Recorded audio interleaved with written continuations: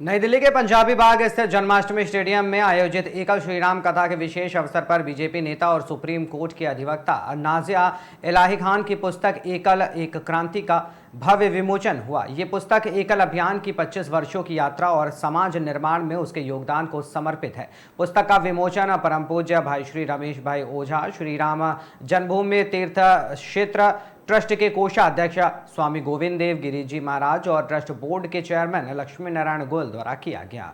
कार्यक्रम की अध्यक्षता राष्ट्रीय प्रधान अखिल गुप्ता ने की। मैं देश के सभी युवाओं को ये मैसेज देना चाहती हूँ कि अपनी प्रथाओं पे वापस आ जाएं, अपनी सभ्यता पे वापस आ जाएं। इसलिए मैंने 2 गाने का उल्लेख भी किया। मैंने वहाँ पर 2 गाना भी गाया। इसलिए गाया कि किस तरीके से बॉलीवुड के द्वारा हिंदू समाज को आघात पहुंचाया गया है, देवी देवताओं को आघात पहुंचाया गया है।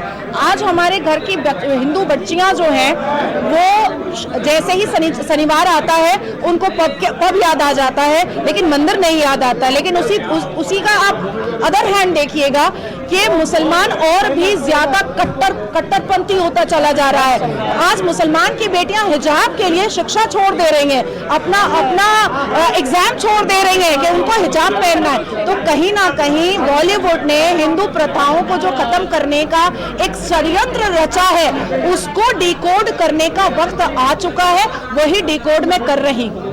मैम, एकल क्रांति जो बुक लॉन्च की गई है, मैम इसमें क्या ऐसी चीज़ है जो लोगों को समझ में नहीं? इसमें बहुत, जब इसकी हर एक स्टोरी को आप पढ़ेंगे तो जब इंसान अपने जीवन में हार जाता है तो कितना मायूस हो जाता है। अब जैसे 17 साल की उम्र में मैं विडो हुई, तो कोई भी 17 साल की बच्ची जो है वो तो मायूस हो जाएगी, और उसको जब ये पता चलेगा कि वो गर्भवती है तो वो तो और भी मायूस हो जाएगी। लेकिन उसके बाद जो जोश आया और उसके बाद नाजिया इलाही खान इस पूरी दुनिया में छाई, तो ऐसी कई कहानियों को एकल की टीम के जरिए मैं निकाल कर लेकर आई।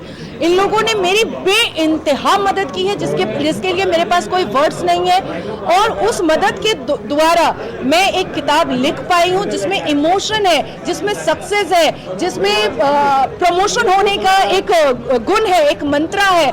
तो मुझे लगता है कि ऐसी किताबें पढ़ने से इंसान बहुत पॉजिटिव वाइब्स में आता है, क्योंकि दिन रात कोई अपने कारोबार के लिए उलझा रहता है, कोई अपने सक्सेस के लिए उलझा रहता है, पर ऐसी किताबें जो होती हैं वो आपको पॉजिटिव थॉट की तरफ लेकर जाती है। मैम, कितने भाषाओं की किताब जी, कितने भाषाओं के अंदर किताबें? अभी तो हिंदी में हुई है, लेकिन इसको इंग्लिश उर्दू करने की पूरी कोशिश हो रही है। और उर्दू में मैं इसलिए भी करना चाहती हूँ क्योंकि हमारे इस्लाम शांतिपूर्ण समुदाय के अंदर मार काट लूट पीट ज़्यादा होता है। तो अगर ऐसी किताबें वो उर्दू में पढ़ेंगे तो कहीं ना कहीं वो भी इंसानियत की तरफ आगे बढ़ेंगे।